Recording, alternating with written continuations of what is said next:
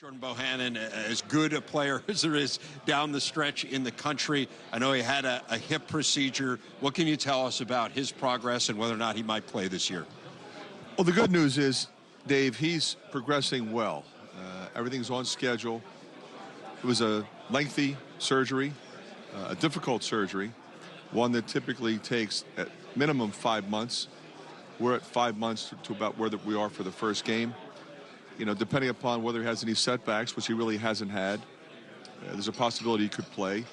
The bottom line is he wants to play pain-free. He's been somewhat banged up for 2 years in a row, so we'll see how it goes. I mean, right now he looks good. Is this the kind of thing where you could make a call 5 or 10 games into the season, one way or the other? I mean, yeah, how do you envision playing this? I think that's a legitimate question and a legitimate option, quite frankly. He doesn't have to feel like he has to be ready for day one. Right. You know, I think he'll ease into it and see how he feels.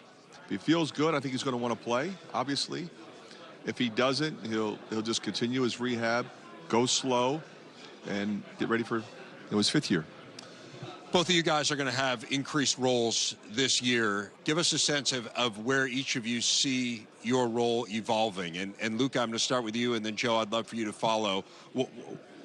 Ideally, where do you fit in with this team, and what do you bring? Yeah, I think after last year with what we lost, I think me and Joe were some of the guys who had to step up, especially in a leadership role. And I think both of us have done a tremendous job of that so far. Just being the guy, in that locker room that people go to, and having a voice on and off the floor.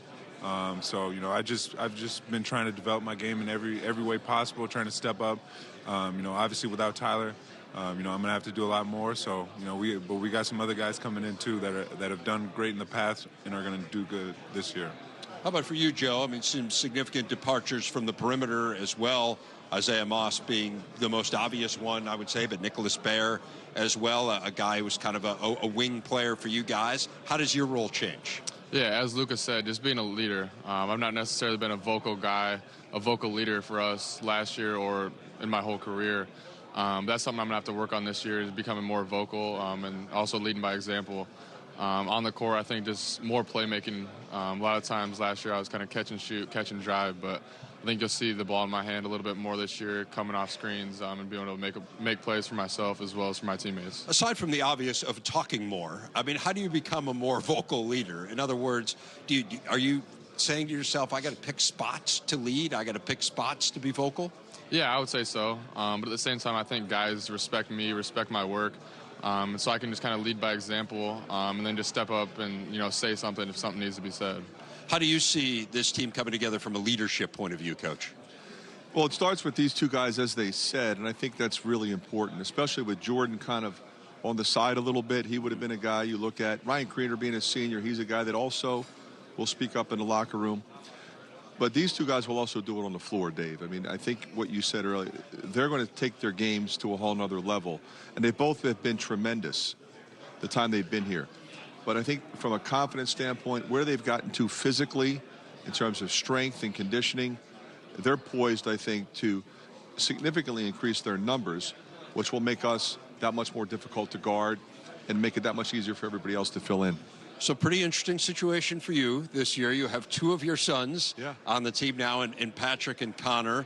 First of all, what's that like to come to practice every day? I know you're very early on in practice, but of course you had the summer skills work as well. To come there and have both of your kids, two of your sons? What's really interesting, Dave, because most of the time for the last 10, 11, 12 years, they've been at practice, but now they're actually playing. Right. So it was great initially to have Connor on the floor, to coach him. He's been coming to practice since kindergarten. So to coach him and to watch him thrive and become a part of such an important turnaround from where we were 2 years ago, that was fun. It was fun for him. It was fun for all of us.